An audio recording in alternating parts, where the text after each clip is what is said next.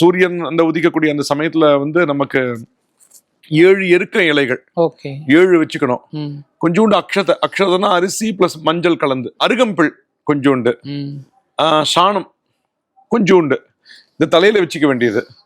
அதுக்குரிய மந்திரங்கள் தெரிஞ்சா சொல்ல வேண்டியது. சூரியன் நினைச்சது சூரியனுக்குரிய மந்திரங்கள் தான். சப்த சப்தி பிரியே தேவி சப்த லோகைக பூஜிதே சப்த ஜன்ம ஆர்ஜிதம் பாபம் ஹர சப்தமி சத்வரம் யத் யத் கர்ம கிருதம் பாபம் மயா சப்தசு ஜன்மசு தன்மே ரோகஞ்ச சோகஞ்ச மாகரி ஹந்து சப்தமி நௌமி சப்தமி தேவி துவாம் சப்தலோகைக மாதரம் சப்தார்க்க பத்ரஸ்நானேன மம பாபம் வெபோஹய.